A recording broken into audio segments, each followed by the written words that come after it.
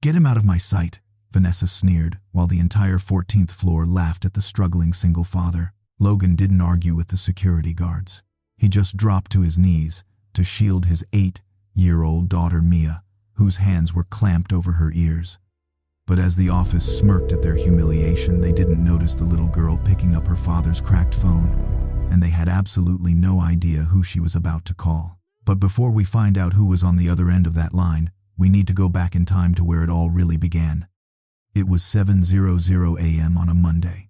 The oak-paneled office at the very top of the Harrison Global Tower was dead quiet. The only sound was the heavy ticking of a grandfather clock in the corner, marking time for a company that moved billions of dollars in global logistics every single day. The air smelled of old leather and the strong, bitter black coffee his father drank religiously. Arthur Harrison, the founder and CEO, sat across from him. He didn't look like a billionaire. He didn't act like one. He looked like an old man who had built an empire with his bare hands and was now trying to figure out if his son could hold its weight. Logan was 35. He had spent the last decade mastering international supply chains. He knew logistics better than anyone in the building.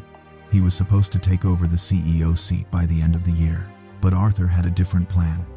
"You know how to run the numbers," the old man said, his voice gravelly. "But you don't know the people holding the numbers up. You can't lead them if you don't understand what it costs them to survive." The deal was simple yet brutal. Logan would step out of the executive suite. He wouldn't take a management role. He wouldn't even be a supervisor. He was going to the 14th floor to work as an entry-level data clerk. Minimum wage, no authority, no title, just a man at the bottom of the ladder. He had to hide his true identity completely. If he used his name to fix a problem, he failed. Logan agreed, but he had one non-negotiable condition. "My schedule ends at 4:00 p.m., Logan said. "Not 4:05, not 4:10, 4:00 p.m. on the dot.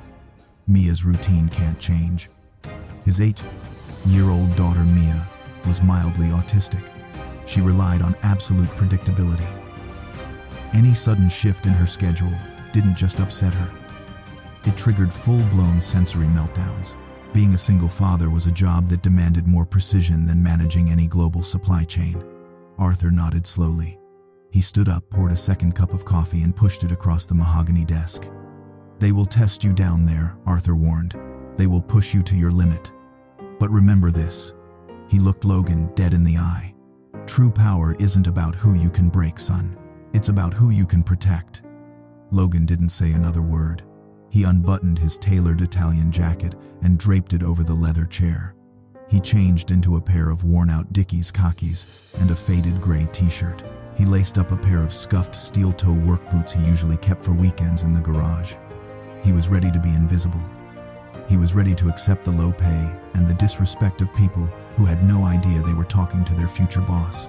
But stepping onto the 14th floor was like stepping into a shark tank. At exactly 7:45 a.m., the elevator doors slid open on the 14th floor.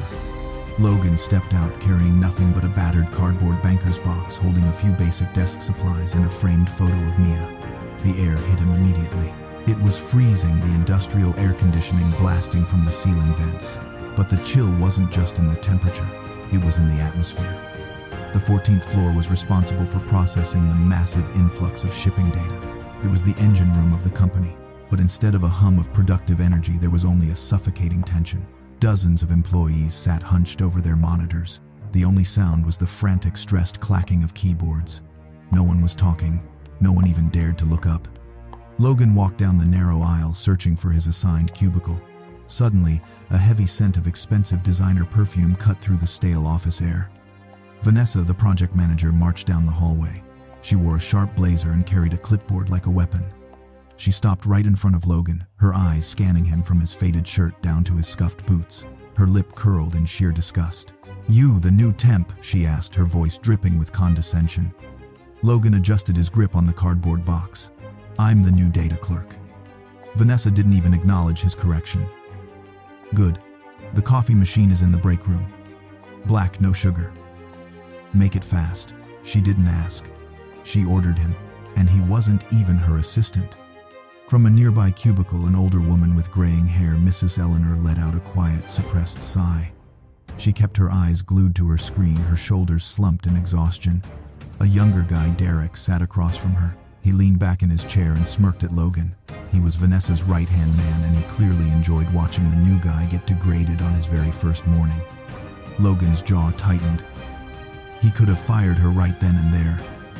One phone call to the top floor, and Vanessa would be packing her bags. But he remembered his father's words. He was here to understand the company, not to flex his authority. He needed to see how deep this toxic culture ran. He tightened his grip on the handles of the cardboard box. He thought of Mia. He was doing this for her future, to ensure the company she would one day inherit wasn't rotting from the inside. Logan nodded slowly, his face completely blank.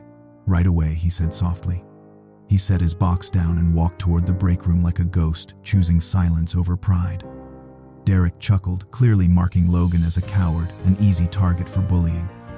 Logan poured the coffee. He realized then that fixing the supply chain data was going to be the easy part.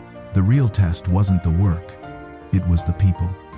By the end of his first week, Logan had a clear picture of the disaster on the 14th floor.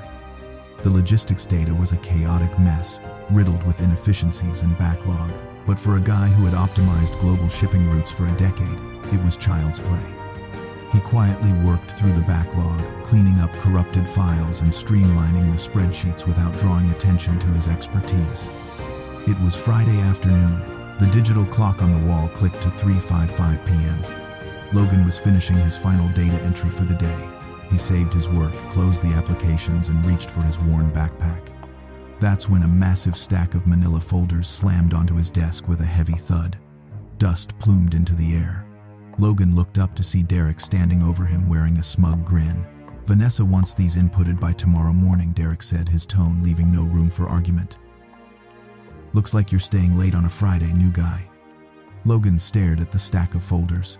It was easily 5 hours of work, pointless, redundant work that could have been assigned on Monday. It was a classic power move, but Logan didn't care about office politics right now. He only cared about the time. If he stayed to do this, he would miss the 4:30 p.m. school bus drop-off. He would be late to pick up Mia. A disruption in her routine wouldn't just make her sad, it would send her into a severe panic attack.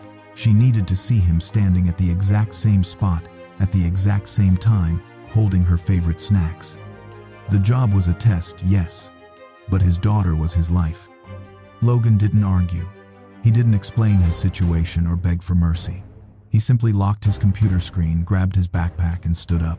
He paused for a fraction of a second, his thumb brushing against a small teddy bear keychain clipped to the zipper, a gift from Mia. Then he slung the bag over his shoulder. "I'm off the clock at 4:00 p.m., Logan said quietly but firmly. "I'll handle it on Monday." Derek's smug grin vanished, replaced by genuine shock. No one talked back to Vanessa's inner circle. No one refused overtime on the 14th floor. "Are you deaf?" Derek snapped, his voice rising. "I said it's due tomorrow morning. You walk out that door, you might not have a desk on Monday." The clock on the wall struck exactly 4:00 p.m. Logan didn't even blink. He turned his back on Derek and walked straight toward the elevator. The entire office went dead silent. The frantic clacking of keyboards stopped. Dozens of eyes followed him. Through the glass walls of the corner office, Vanessa watched him leave, her eyes narrowing into cold slits. She hated insubordination more than anything. Logan stepped into the elevator, feeling the weight of their stares as the doors slid shut. He had protected his daughter's schedule. He had drawn his boundary. He thought he had avoided the worst of it. He was wrong. Because what Logan didn't know was that Vanessa was already planning his exit. Saturday morning felt like an entirely different universe. The oppressive, freezing air of the 14th floor was gone, replaced by the warm, heavy scent of melting butter, sizzling bacon, and sweet maple syrup at the local Waffle House. It was exactly 8:30 a.m. Sunlight streamed through the greasy diner windows, casting a golden glow over their worn red leather booth. Logan sat across from Mia, nursing a cup of black coffee. He wasn't the future CEO of Harrison Global right now. He wasn't the bottom-tier data clerk either. He was just a dad. He watched in comfortable silence as his daughter carefully arranged 5 plastic syrup caps in a perfectly straight line on the sticky Formica table. Red, blue, yellow, green, orange. Mia didn't just prefer order. She needed it. The colors had to follow a specific pattern, and this breakfast had to happen at the exact same time, in the exact same booth, every single weekend. Logan watched her small hands move with absolute precision. When she finally nudged the orange cap into place, she let out a soft, contented breath. A warm smile broke across Logan's tired face. For a moment, the tension in his shoulders melted away. He forgot about Vanessa's toxic arrogance. He forgot about Derek's smug face and the ridiculous stack of folders dropped on his desk at 3:55 p.m. the day before. "Good job, sweetie," Logan said softly. Mia didn't look up, but she tapped the red cap twice, her way of saying she heard him. But as Logan watched her, a heavy, sobering realization settled in his chest. He saw just how fragile her world really was. Any sudden shift in her routine, any loss of control on his part at the office could shatter this fragile peace. If he lost his temper, if he broke his cover and used his authority to crush Vanessa, he would fail his father's test. And more importantly, he would fail to learn what it truly cost his employees to survive under bad leadership. He had to swallow his pride. He had to absorb the disrespect, the impossible demands, and the petty insults. He had to be a punching bag for a little while longer. He thought he could handle one toxic manager. But Vanessa wasn't just toxic. She was a thief. When Logan returned to the office on Monday morning, the atmosphere was even tighter than before. But it wasn't because of the workload. It was because of the quarterly review meeting. At 10:00 a.m., the entire data department was gathered in the main conference area. The massive digital screen at the front of the room was glowing. Vanessa stood beside it wearing a sharp, tailored suit, holding an expensive laser pointer. She was presenting a comprehensive supply chain optimization report to the senior directors, dialing in via video call. Logan stood at the back of the room, blending into the crowd. But as he looked at the screen, his blood ran cold. Displayed in high definition were the exact pivot tables and cost reduction metrics he had built on Friday afternoon. The data models he had quietly streamlined to clean up the department's backlog were right there. It detailed over $1.2 million in projected savings. But at the bottom of the slide, the authors listed were Vanessa and Derek. They hadn't just stolen his work. They were parading it in front of the upper management as their own brilliant initiative. "As you can see," Vanessa said smoothly, smiling at the camera, "Derek and I worked through the weekend to restructure the routing inefficiencies. It took a massive amount of leadership and dedication, especially since we are dealing with some deeply incompetent new hires." She paused, her eyes cutting briefly toward Logan in the back of the room. "Some people simply lack the discipline for this industry," she added, her voice dripping with fake sympathy. Next to Logan, Mrs. Eleanor let out a sharp gasp. Her aging, wrinkled hands began to shake with pure outrage. She knew the truth. She had seen Logan working on those exact spreadsheets. She opened her mouth, ready to risk her own job to call out the blatant lie. But before she could speak, Logan gently placed his hand over hers. He looked down at the older woman and gave a nearly imperceptible shake of his head. He couldn't let her paint a target on her own back. Not for him.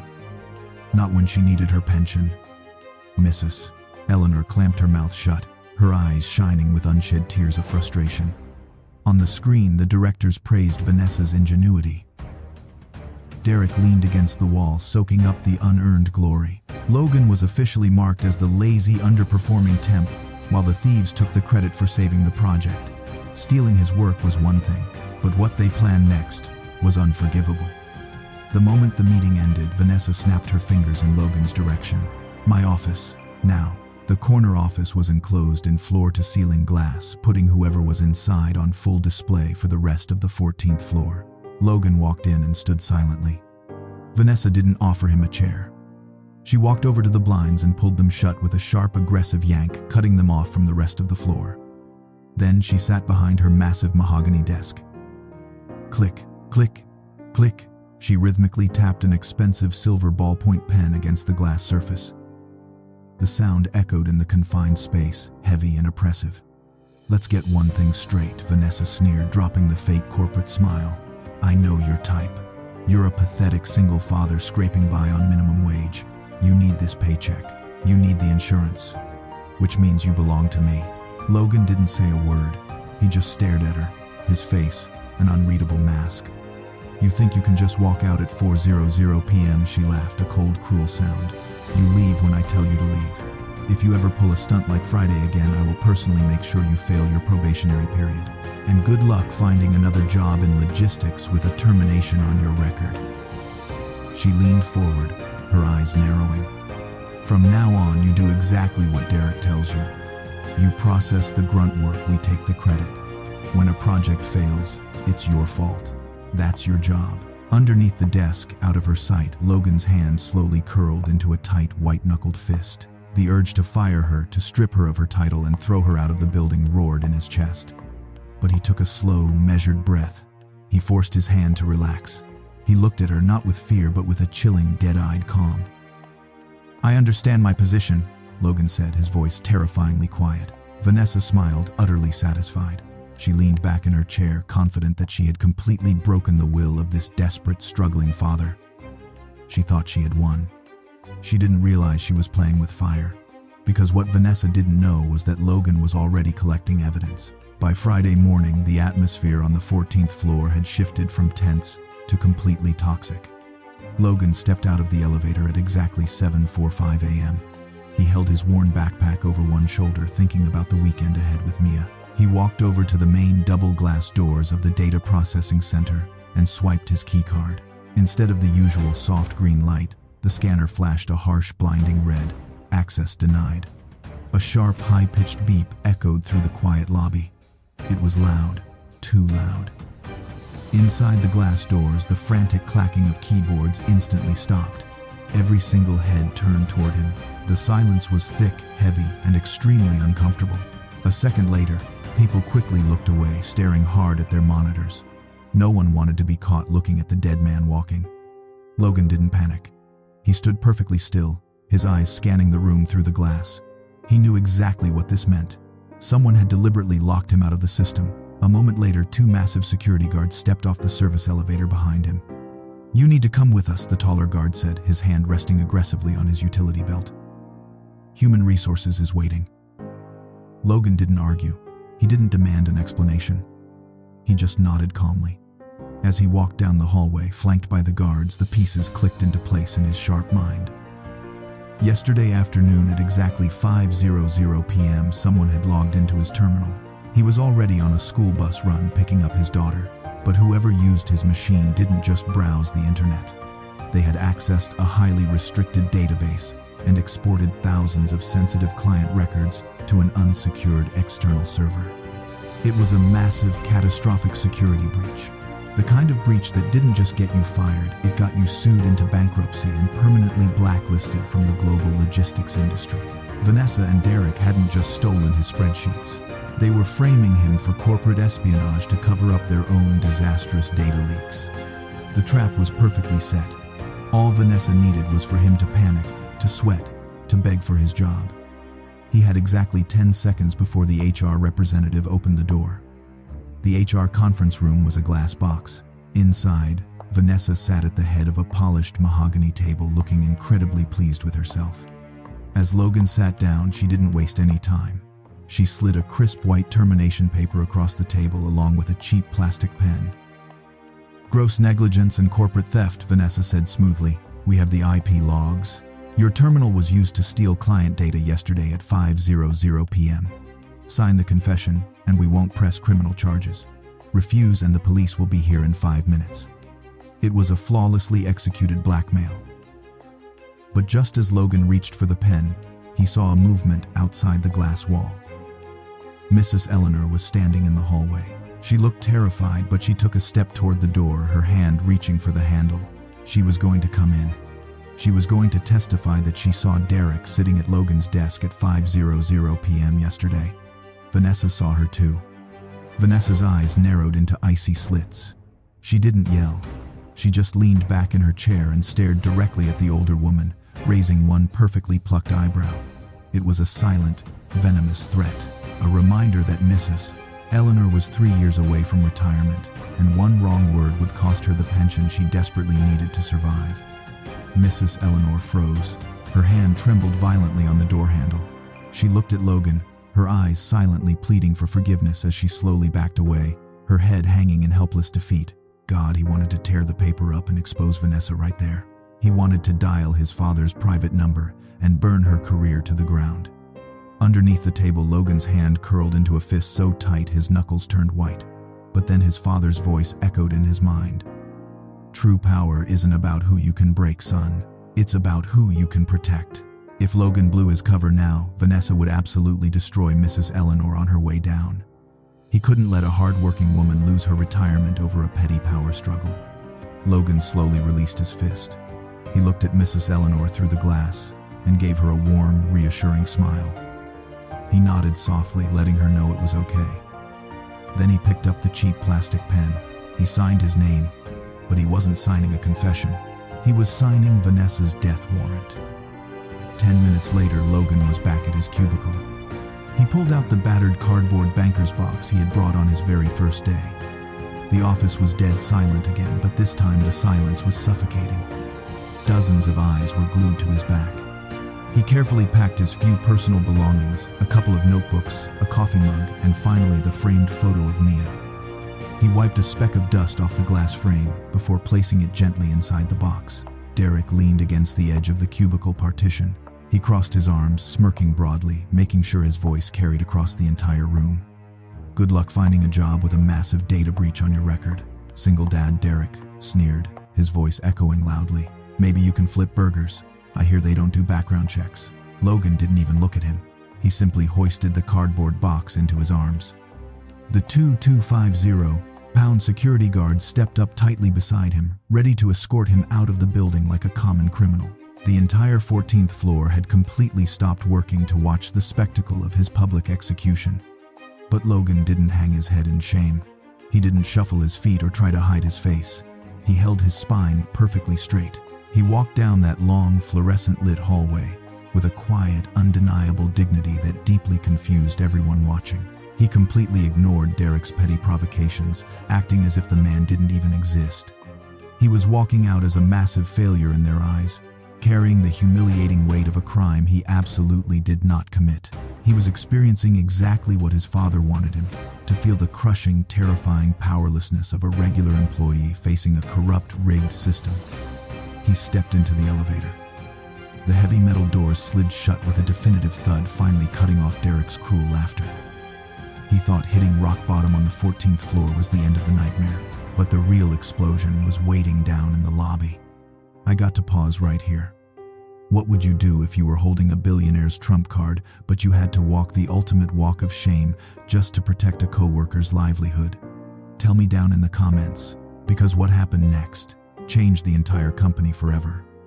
The main lobby of the Harrison Global Tower was a vast, intimidating expanse of polished white marble and cold architectural steel. At 8:30 a.m. it was usually packed with high-powered executives rushing to their morning meetings, clutching briefcases and expensive coffees.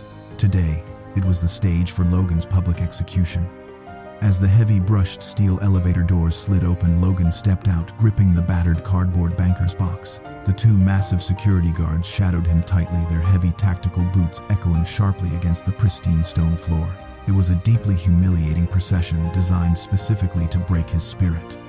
But as Logan looked toward the towering glass exit doors, his heart completely stopped. Standing near the massive mahogany reception desk, clutching her small yellow backpack with white-knuckled tension, was Mia. Because of a sudden mechanical breakdown of the neighborhood school bus that morning, her teacher had dropped her off at her father's office to wait. She wasn't supposed to be here. She wasn't supposed to see this harsh, unforgiving side of his world. Mia's wide, terrified eyes locked onto Logan. She saw the two aggressive security guards pushing him roughly forward. She saw the hostile, judgmental glares from the suited employees passing by, whispering and pointing at the fallen data clerk. And then she heard the laughter. Derek had actually followed them down in the adjacent glass elevator, just to watch Logan get thrown out onto the street like trash. He was standing near the lobby cafe, laughing loudly and pointing as he talked to another senior colleague, completely devoid of any empathy. "Look at him," Derek's cruel voice carried effortlessly across the open, echoing lobby. "Fired for stealing client data.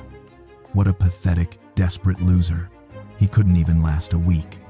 The sudden booming laughter combined with the harsh crackling static of the security guards' two-way radios and the chaotic hum of the morning rush hour was too much. The chaotic cacophony of sound slammed into Mia's sensitive ears.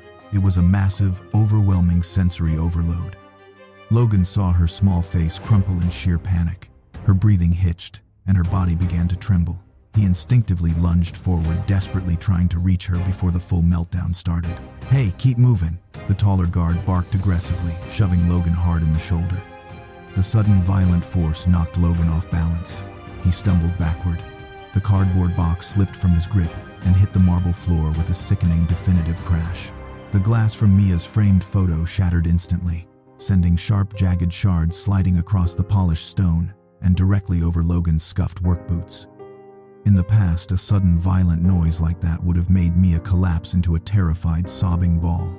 She would have clamped her hands over her ears, shut her eyes tight, and completely shut out the terrifying world around her. But this time, she didn't shrink away. She saw the only person in the world who had ever unconditionally protected her being bullied, shoved, and humiliated by strangers. A fierce, desperate wave of adrenaline completely overrode her autism-induced panic. She didn't cover her ears. Instead, she let out a heartbreaking, furious sob and ran straight toward the dangerous mess of broken glass. She didn't run into Logan's arms to hide. She fell to her knees amidst the shattered, dangerous fragments and desperately grabbed his cracked smartphone that had spilled out of the ruined box. Her tiny, violently trembling fingers swiped upward, unlocking the screen with muscle memory. She didn't dial the police. She didn't dial 911 to ask for help.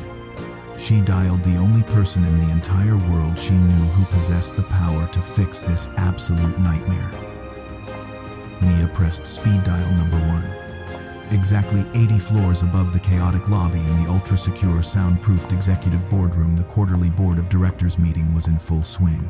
Arthur Harrison was sitting at the head of a massive oak table, listening patiently as a group of international investors discussed third-quarter profit margins and global supply chain logistics. Suddenly, his private encrypted cell phone buzzed in his breast pocket. It wasn't his standard corporate device. It was a direct line, a number only 2 people in the entire world had access to. He held up a hand, silencing a billionaire investor mid-sentence, and answered the call without hesitation. "Logan," Arthur asked, his gravelly voice dropping to a serious, commanding tone. But he didn't hear his son's voice. He heard the chaotic, echoing noise of the corporate lobby. He heard a security guard yelling aggressively in the background, and then he heard the utterly devastated, hyperventilating, sobbing voice of his 8-year-old granddaughter. "Grandpa," Mia cried out, her small voice cracking with raw, unfiltered desperation. "The bad people fired Daddy. They pushed him. They broke my picture. They're making Daddy sad." Arthur Harrison completely froze. The temperature in the expansive boardroom seemed to plummet to absolute zero in a fraction of a second. "Mia, sweetie, I need you to slow down and breathe," Arthur said, his voice terrifyingly calm and steady. "Who pushed your daddy? The mean lady and the laughing man?" Mia sobbed, uncontrollably, clutching the phone tightly with both hands, the shattered glass still surrounding her knees. "Grandpa, please make them stop. Fire every one of them." Arthur didn't say another word. He didn't need to hear anything else. He stood up slowly from his leather executive chair. His deeply lined face was a terrifying mask of cold, lethal fury. With a sudden explosive motion, he flipped his heavy leather-bound portfolio shut. It hit the solid oak table like a gunshot, echoing through the room, making 3 different billionaires physically jump in their seats. Meeting adjourned, Arthur growled, his eyes burning with a terrifying, unyielding intensity. He didn't wait for a single response or explanation. He stormed out of the boardroom, his heavy footsteps thudding against the carpet, and marched directly into the adjacent IT command center. This was the digital fortress that controlled the entire massive Harrison global network infrastructure. A team of elite cybersecurity engineers instantly looked up, their faces pale as the CEO barged into their restricted domain. "Floor 14, Arthur commanded, his voice slicing through the quiet room like a serrated steel blade. "I want a complete digital lockdown immediately. Cut their local servers, revoke every single keycard access, sever their internal communications. Nobody logs in, nobody logs out, and absolutely no data leaves that floor. Do it right now." An engineer's fingers flew frantically across his mechanical keyboard. He typed a few rapid, complex command lines into the master terminal, bypassing all standard authorization protocols. "Lockdown initiated, sir," the lead engineer reported nervously. In less than 5 seconds, the massive digital infrastructure of the 14th floor was completely and utterly paralyzed. Computer screens simultaneously went black. Electronic keycards flashed a harsh red light. Desk phones went completely dead. The undercover experiment was officially over. Logan's carefully constructed cover was blown not by a corporate whistleblower, a leaked email, or a careless mistake, but by the fierce, protective love of a little girl. Meanwhile, up on the newly isolated 14th floor, Derek and Vanessa were currently celebrating their brilliant sabotage by the water cooler. They thought they had successfully eliminated a threat, protected their own crimes, and secured their massive bonuses for the upcoming quarter. They were laughing out loud. They were drinking expensive, freshly brewed coffee. They had absolutely no idea they were already ghosts. By late afternoon, the chaotic, humiliating energy of the morning lobby incident had been left far behind. Logan and Mia hadn't been thrown out onto the unforgiving street. Instead, Arthur's private, heavily armed security team had quietly escorted them to the ultra-exclusive penthouse suite located on the 32nd floor. It was Arthur's private residence hidden within the corporate tower, a massive sanctuary of quiet luxury and impenetrable absolute security. Mia lay curled up tightly on a massive, plush velvet sofa. The severe sensory overload combined with the massive emotional crash of the morning had exhausted her completely. She had finally fallen into a deep, dreamless sleep, her small fingers still clutching the tiny teddy bear keychain attached to Logan's backpack. On the polished mahogany coffee table nearby, Arthur had carefully used clear tape to piece the shattered fragments of Mia's framed photo back together. It was a crude, temporary fix, but a deeply symbolic one. It represented a fractured world being meticulously put back into place. Logan sat directly across from his father. The worn-out Dickies, khakis, and faded gray t-shirt had been discarded, replaced by a crisp, perfectly tailored midnight blue suit. He wasn't the entry-level minimum wage data clerk anymore. He had completely shed his disguise. He was Logan Harrison, the future CEO, once again. Sitting next to them at the table were two of the most ruthless, highly paid corporate defense attorneys in the entire country reviewing stacks of documents. "We have the complete digital forensic report ready for your review," the lead attorney stated, professionally sliding a thick, leather-bound dossier across the smooth table. "The internal IP logs are undeniably conclusive. At exactly 17:03 p.m. yesterday afternoon, your specific terminal was illegally accessed, but the system's recorded MAC address matches a company laptop issued directly to Derek." Logan opened the file and scanned the pages. The technical data was crystal clear. Derek had used Logan's machine to maliciously export the restricted client files, and Vanessa had digitally authorized the external server transfer using a deeply hidden, unauthorized backdoor admin account. They had orchestrated the massive data breach, flawlessly intending to use the struggling single father as the perfect, defenseless scapegoat. "It's corporate espionage, wire fraud, and gross criminal negligence," Arthur said, his voice a low, incredibly dangerous rumble that vibrated through the room. "I want them arrested tonight. I want the local police waiting in the shadows for them at their respective apartments when they get home." "No," Logan said quietly, calmly closing the heavy dossier. Arthur narrowed his sharp eyes. "They framed you, Logan. They humiliated you in front of your own daughter. They deliberately threatened Mrs. Eleanor's retirement pension to force your silence. They absolutely do not deserve a single ounce of mercy." "This isn't about giving them mercy," Logan replied, his tone cold, calculated, and perfectly measured. "If we arrest them tonight, they get to hide behind their expensive defense lawyers in a quiet, empty police precinct. They get to disappear in the dark without facing the people they hurt." He leaned forward slowly, steepling his fingers together. Vanessa built her entire lucrative career on public humiliation and leveraging fear. She likes to make a grand, terrifying example out of people on the 14th floor. So we're going to use her exact playbook against her. Logan looked directly at his father, the harsh lesson from earlier that week, fully and painfully realized in his mind. He finally understood the crushing, suffocating weight of absolute powerlessness that his employees felt every single day. And he knew exactly how to systematically dismantle the corrupt people who exploited that vulnerability. "Don't fire them tonight," Logan instructed the elite attorneys. "Let them sleep well. Let them come into work tomorrow morning firmly believing they've won the war." He glanced up at the glowing digital clock mounted on the wall. Call a mandatory company-wide all-hands meeting in the main lobby for exactly 4:00 p.m. tomorrow. I'm going to handle this termination personally." The elaborate venomous trap Vanessa had set for Logan had just snapped shut with a bone-crushing force, but she was the one permanently caught inside it, and there were exactly 12 hours left until 4:00 p.m. At exactly 3:55 p.m. the following afternoon, the Harrison Global main lobby was utterly unrecognizable. The usually chaotic, fast-paced thoroughfare had been completely cleared of foot traffic and transformed into an impromptu corporate amphitheater. Hundreds of employees from every department had been urgently summoned for a mandatory company-wide all-hands meeting. The atmosphere was thick with confused, nervous whispers. Nobody knew why the CEO had called a sudden assembly. Standing confidently in the very front row, practically glowing with smug anticipation, were Vanessa and Derek. They were both wearing brand new, incredibly expensive designer suits they had undoubtedly purchased that morning to celebrate their victory. They stood close together, leaning in to confidently whisper to each other.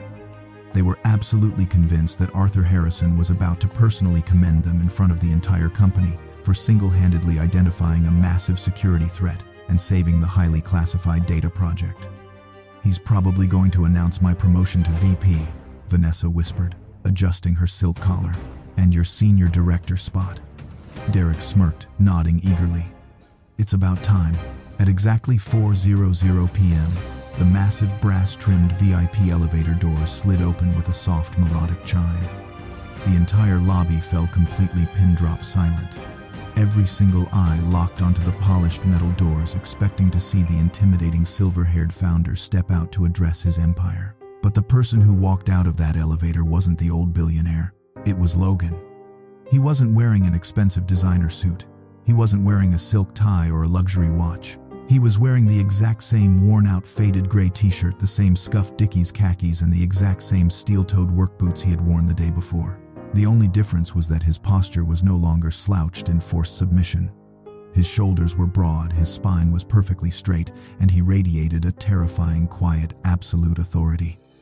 And holding tightly to his left hand was an 8-year-old girl clutching a yellow backpack. The collective gasp that rippled through the hundreds of gathered employees was audible.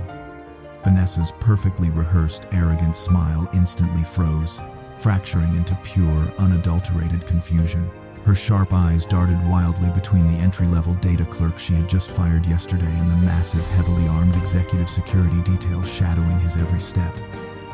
Derek's smug grin slowly slid off his face. His jaw went completely slack.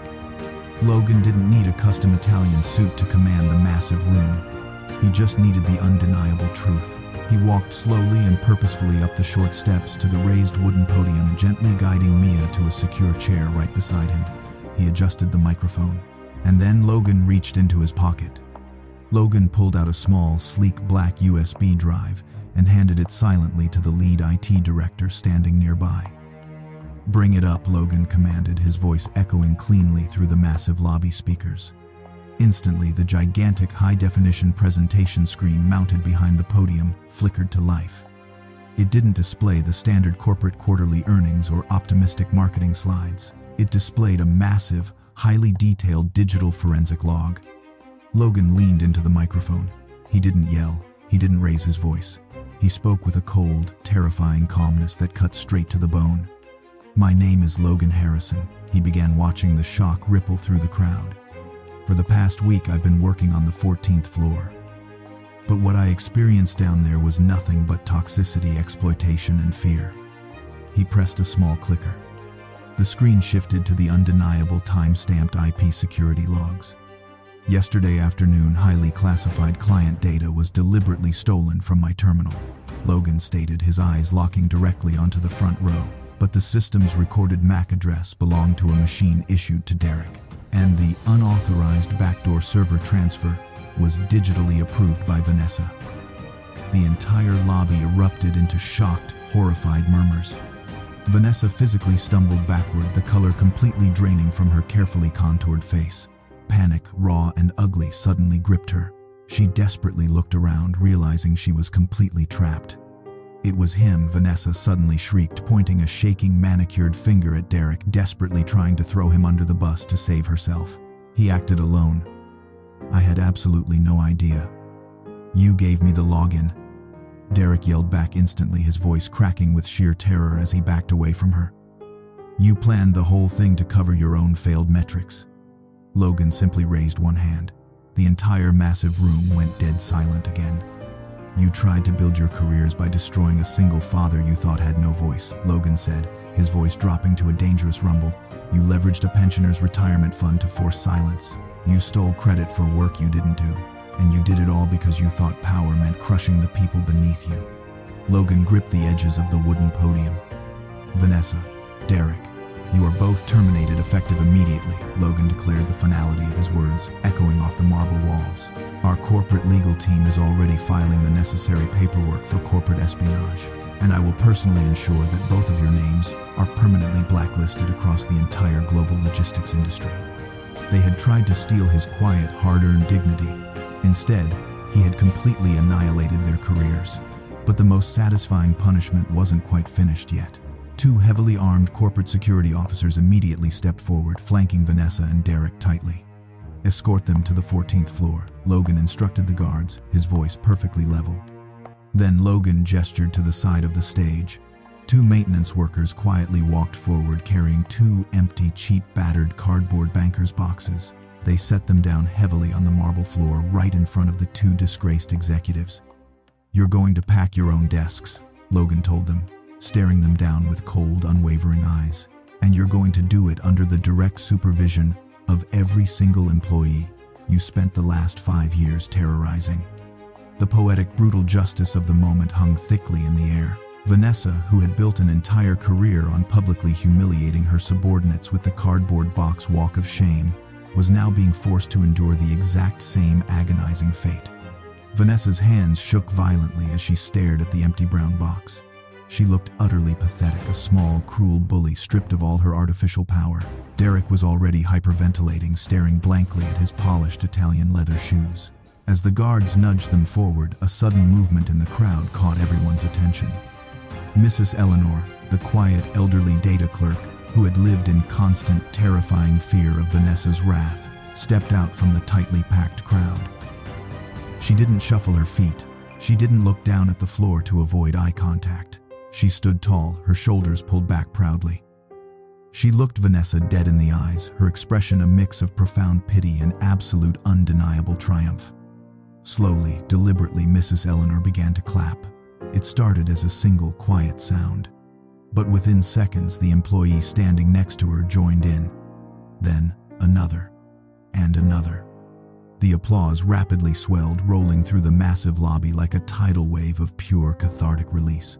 Hundreds of employees, people who had been pushed down, silenced, and exploited, were now clapping thunderously as the two villains were marched away, clutching their cheap cardboard boxes. It wasn't just justice for Logan and his daughter. It was justice for the entire 14th floor. Logan stood at the podium and watched them go. He felt a small, warm hand slip quietly into his.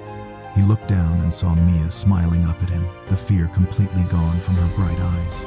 He squeezed her hand gently. The toxic infection had been cut out. Now it was time to finally heal the company. 1 year later, the morning sun streamed through the massive floor-to-ceiling windows of the CEO's office at the very top of the Harrison Global Tower.